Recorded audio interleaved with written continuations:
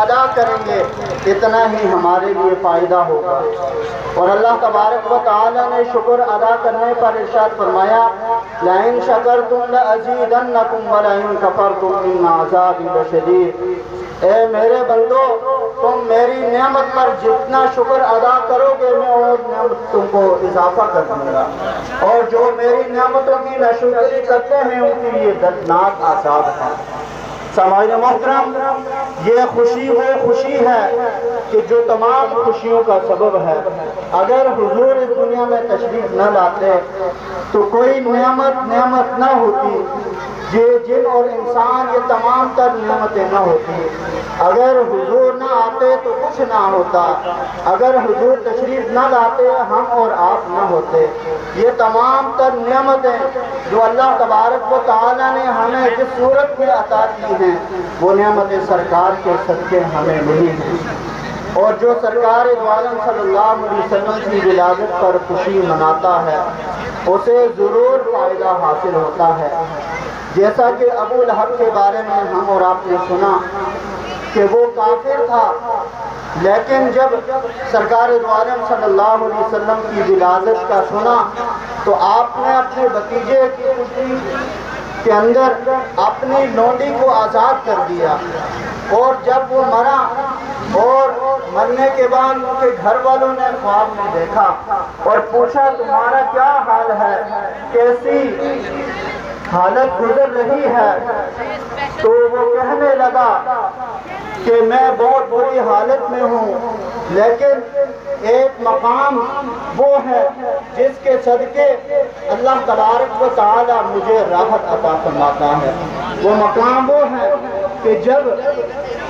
محمد مصطفیٰ احمد مجتبیٰ صلی اللہ تعالی علیہ وسلم اس دنیا میں تشریف لائے اور میں نے ان کی خوشی میں اپنی لونڈی کو آزاد کیا، تو جب مجھے پیاس لگتی ہے تو اس دن اس گھڑی کے سبب مجھے سیراب کر دیا جاتا ہے۔ تو معلوم ہوا کہ جب اس کافر کو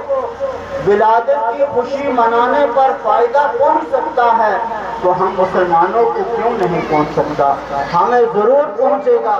اگر ہم شریعت کے دائرے کے اندر رہتے ہوئے سرکار دو عالم صلی اللہ علیہ وسلم کا میلاد منائیں گے تو ہمارے رزق میں بھی برکتیں ہوں گی، ہمارے مصائب و آلام بھی حل ہو جائیں گے، ہماری دنیا اور آخرت بھی بہتر ہوگی۔ تو سامعین محترم، یہ خوشی کا دن ہے، یہ مسرت کا دن ہے، تو آج کے دن کو ہم ایسے گزاریں کہ یہ دن ہمارے لیے ذریعہ نجات بن جائے۔ اور جیسا کہ سرکار دو عالم صلی اللہ علیہ وسلم کی خوشی، ولادت کی خوشی ہم مناتے ہیں، یہ خوشی ایسی ہونی چاہیے کہ جس سے سبب کوئی غیر شخص، کوئی خوشی منانے والا ہم پر اعتراض نہ کرے، ہم پر انگلی نہ اٹھائے کہ یہ دیکھیں جو سرکار کی ولادت کی خوشی منا رہے ہیں اور کیسے کام کر رہے ہیں۔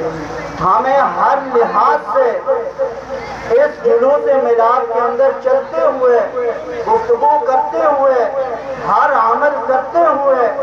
خیال کرنا ہوگا، دنیا والوں کو دکھانے کے لیے نہیں، اللہ تبارک و تعالیٰ کی بارگاہ میں ہمارا وہی عمل قابل قبول ہوگا جو احترام والا ہوگا، جو عظمت والا ہوگا، جو رضا الہی والا ہوگا، جو رب اور سرکار کو راضی کرنے والا ہوگا، وہی عمل قابل قبول ہوگا۔ اگر ہم جلوس میلاد نکال رہے ہیں،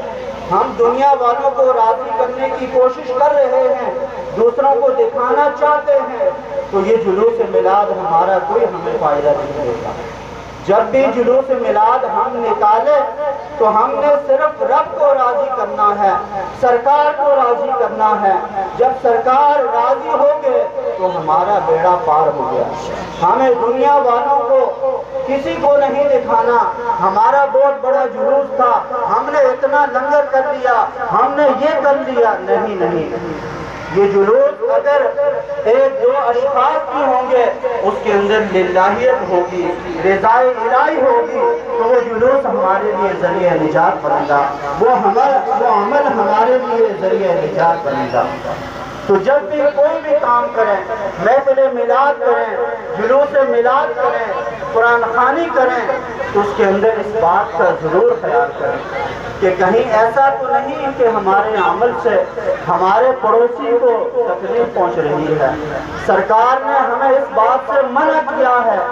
اگر تم میرا ذکر کرو اور میرے ذکر کے سبب تمہارے قریب میں کوئی بیمار ہو، کوئی پریشان حال ہو اور اس کی بیماری اور اس کی پریشانی مزید بڑھ جائے، تو اس حوالے سے ہمیں خوشی منانی چاہیے، لیکن شریعت کے دائرے کے اندر رہتے ہوئے اللہ تبارک و تعالی ہمیں شریعت کے دائرے کے اندر رہتے ہوئے خوشی منانے کی توفیق عطا فرمائے۔ اور یہ دوست احباب جو اس جلوس میں شریک ہوئے، اللہ تبارک و تعالی سب کا آنا، سب کا چلنا بیٹھنا اور سب کا اس کے اندر دل میں سخن تعاون کرنا اپنی بارگاہ میں قبول فرمائے۔ وما علینا الا البلاغ المبین۔